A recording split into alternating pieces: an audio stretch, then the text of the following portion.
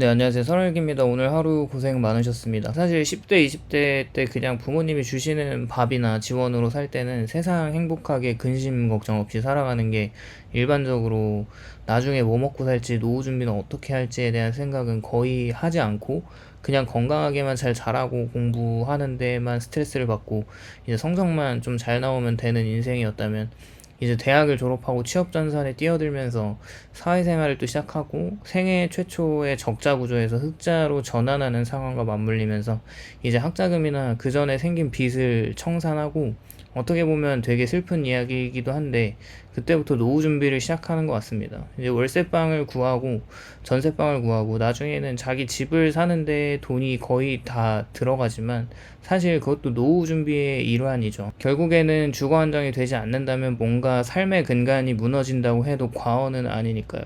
여러 의견들이 많이 있지만 60대 이후의 노후 자금으로 얼마나 있어야 충분한 노후 자금이 될 수 있을까에 대한 이야기들이 많고 각자 주장하는 금액도 다른 것 같습니다.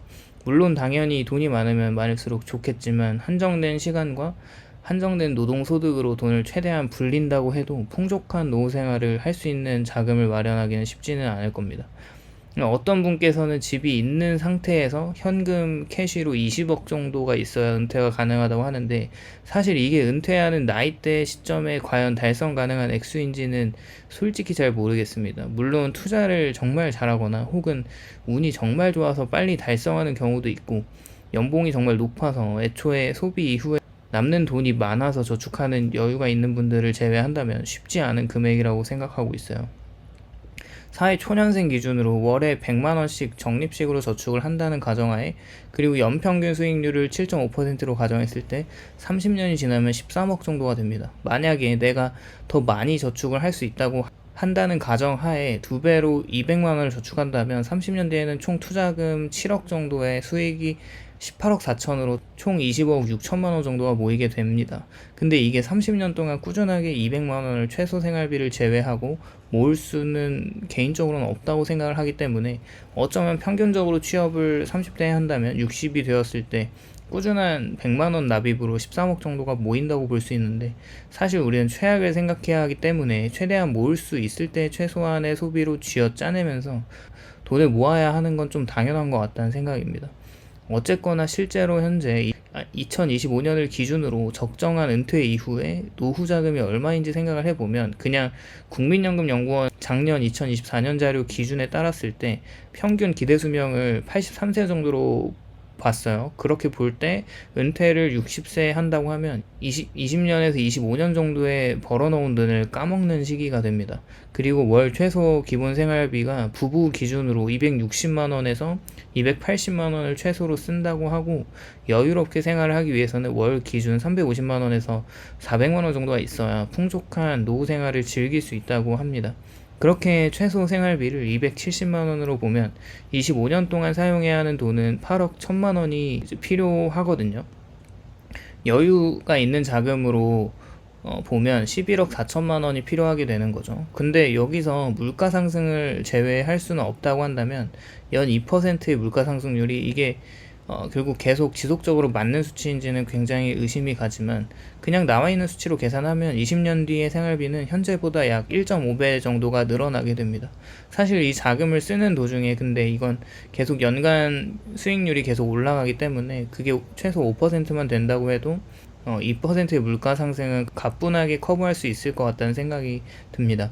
개인적으로 기술직이나 전문직과 대기업, 공무원 같은 정년이 길고 계속 일을 할 수 있는 업종에 종사하시는 분들은 60대까지 계속 돈을 모아 나갈 수 있지만 사실 전체 노동인구가 한 3천만 명 정도가 되는데 이런 분들의 비율이 과연 얼마나 될까요? 실제로 비율을 정확하게는 알 수는 없지만 중견, 중소기업, 자영업 같은 언제까지 내가 일을 계속 할 수 있을지 보장되지 않은 비정규직 일자리에서 노동활동을 하는 인구들이 거의 대부분이라고 생각하고 있고 통계청에서 조사되지 않은 긱 이코노미라고 하는 다양한 업종들에 종사하시는 분들이 또 많이 있기 때문에 요지는 이런 분들이 정기적으로 계속 돈을 납입할 수 있는 상황은 아니라고 보고 있어서 과연 현실적으로 30대에 일을 시작하는 시점부터 30년간 13억을 모을 수 있을지는 잘 모르겠습니다. 그리고 여기에 집까지 마련되어야 한다는 조건이라면 정말 더 하드한 인생이 되는 거죠.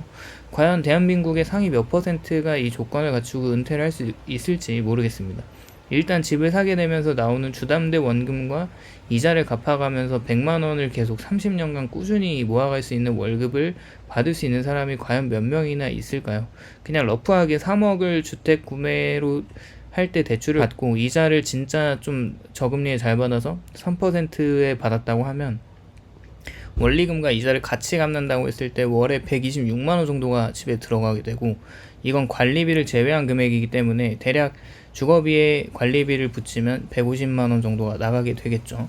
또 1인당 300만 원을 번다고 가정하면 먹는 거 빼고 여행, 취미 아무것도 안 한다면 50만 원으로 식비를 해결했을 때 가능한 수치로 나오는 것 같습니다. 개인적으로 결론은 그냥 안 쓰고 안 모으는 게 답인 것 같기도 합니다. 다들 사회초년생이신 분들도 화이팅 하시고, 열심히 일하는 직장인이신 분들, 그리고 아직 구직 중이신 취업준비생들도 다들 화이팅 하시기를 바라면서 영상 마무리하겠습니다. 오늘도 시청해주셔서 감사드리고요.